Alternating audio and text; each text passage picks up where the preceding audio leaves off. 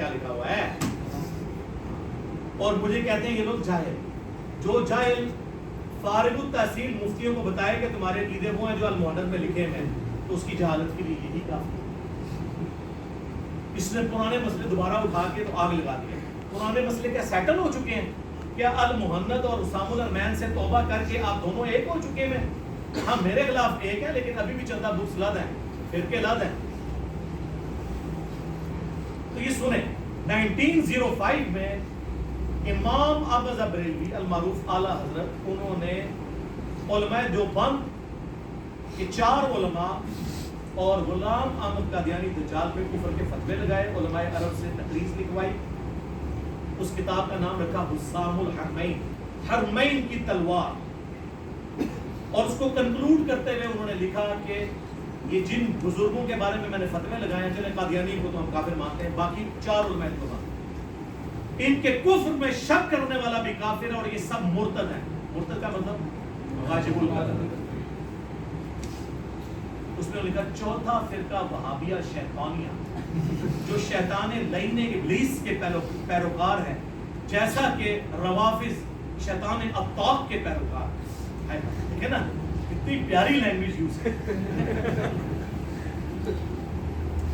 اب یہاں پہ انہوں نے علماء دیوبند نے 26 سوالات دیوبند مدرسے میں بھیجے کہ بھئی ہند کے ایک عالم نے آپ کا کچا چھٹا کھولا ہے, آپ ہمیں کلیریفیکیشن دیں. اس کو چونکہ سعودی عرب میں بھی صوفیوں کی حکومت تھی, سلطنت عثمانیہ کی, اور انہی علماء نے حمزہ بریلوی کو 14ویں صدی کا مجدد بھی ڈکلیئر کیا تھا حسام الارمین کی تقریض میں. یہ کہتے ہیں بعد میں علماء نے فتوے واپس لے لیے تھے. سر آپ ذرا المحنت غور سے پڑھیں, المحنت میں جن علماء کے سائن ہیں نا وہ اور ہیں, اور حسام الارمین والے اور ہیں. انہوں نے نہیں فتوے, ایک آدھ بندے کا بیچ میں ایشو تھا, وہ بھی اس نے فتویٰ نہیں واپس لیا. اس نے احمد بریلوی سے ایک مسئلے میں اختلاف کیا تھا, فتویٰ اس نے بھی نہیں. اس نے کہا اگر یہ اس طرح ہے جو کہہ رہا ہو سکتا ہے یہ غلط کہہ رہا ہو, حالانکہ اعلیٰ حضرت ٹھیک فرما رہے تھے. المحنت المفنت انہوں نے 1906 میں 26 سوالات کے جوابات میں لکھی. کس نے؟ تبلیغی جماعت کے سب سے بڑے گرو شیخ زکریا کاندھلوی کے پیر و مرشد خلیل احمد سہارنپوری. اور اس کتاب کے اینڈ پہ اشرف تھانوی نے سائن بھی کی کہ میں نے اس کتاب کو پڑھا ہے, میں اسے اون کرتا ہوں. 25 علماء کے کم از کم سائن ہیں.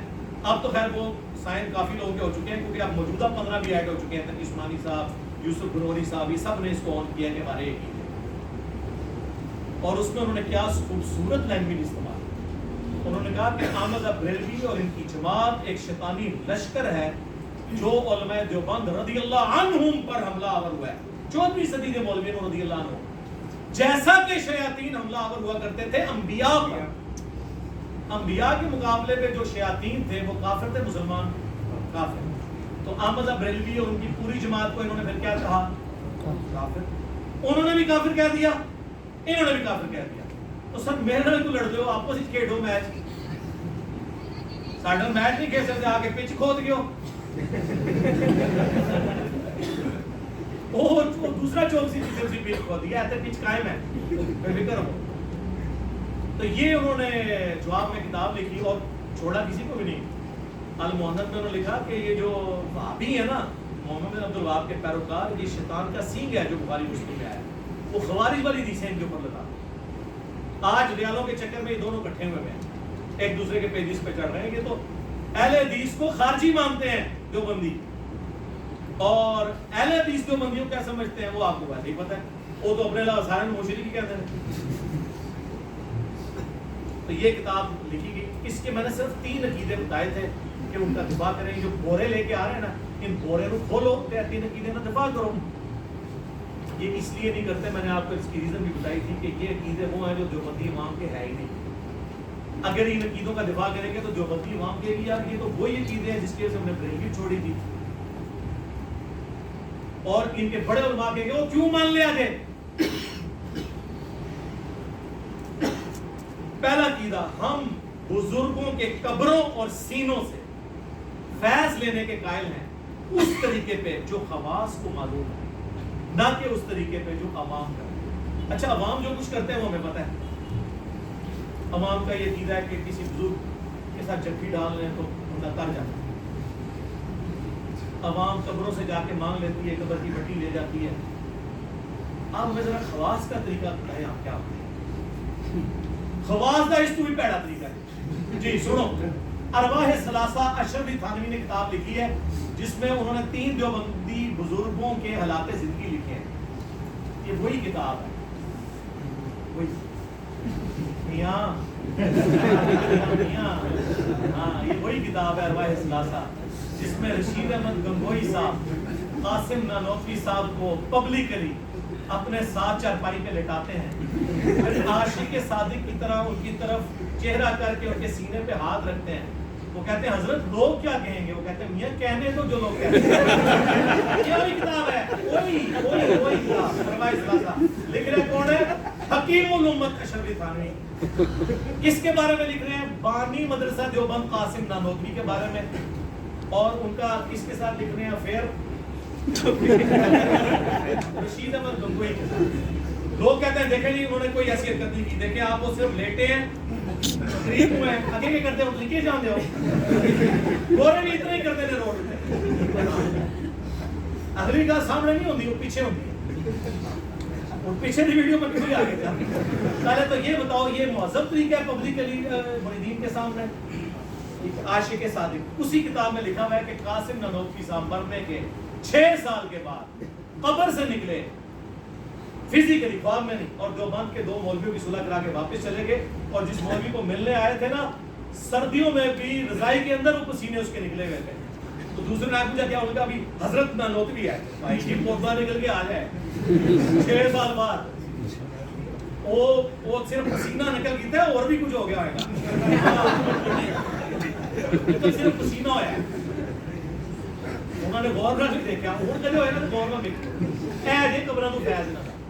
اسی ارواح ثلاثہ میں لکھا ہوا ہے انہوں نے اپنے بزرگوں کے بارے میں کہ ان کی قبر سے لوگ مٹی لے جاتے تھے شفا کے.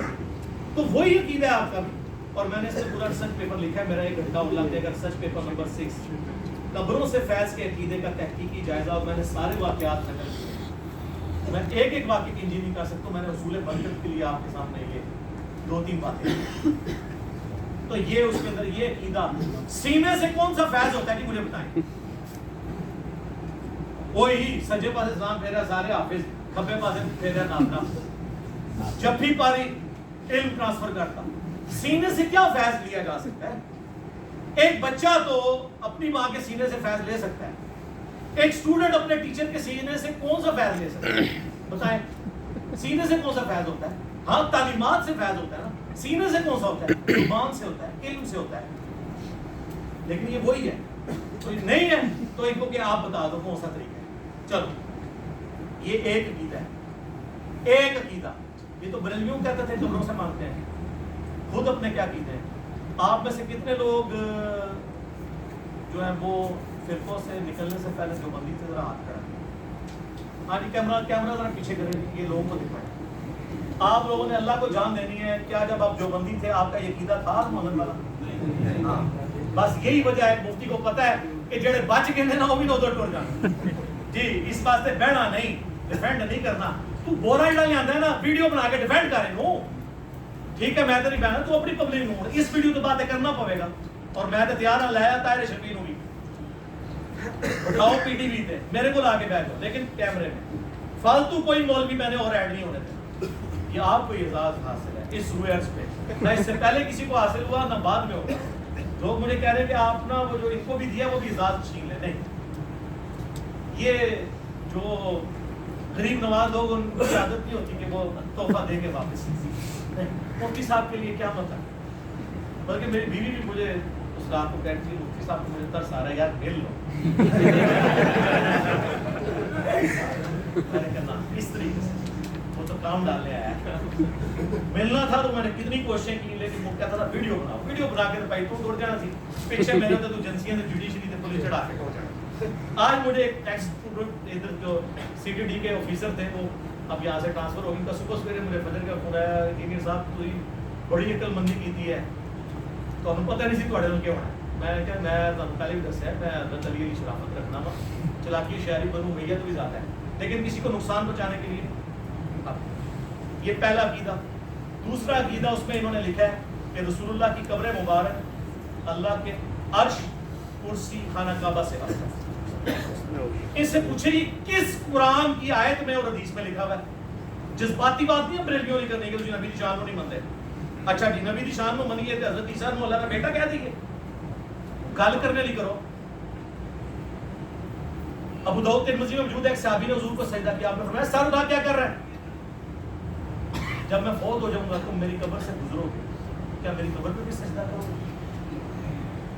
انہوں نے پہلے عرض کیا کہ ہم نے ہیرا نامی جگہ پہ اپنے سردار کو لوگوں کو سجدہ کرتے ہوئے دیکھا اس لیے میں نے آپ کو سجدہ کیا. آپ نے فرمایا جب میں فوت ہو جاؤں گا تو میری قبر سے گزرو گے کیا اس کو بھی سجدہ کرو گے؟ اگر سجدہ میں جائز سمجھتا تو بیویوں سے کہتا کہ اپنے معاملوں کو سجدہ کرو. تو نبی اسلام نے اپنی عزت خود نہیں ہونے دی, باؤنڈری نہیں کراس. کہتے ہیں حرج کیا ہے اس میں؟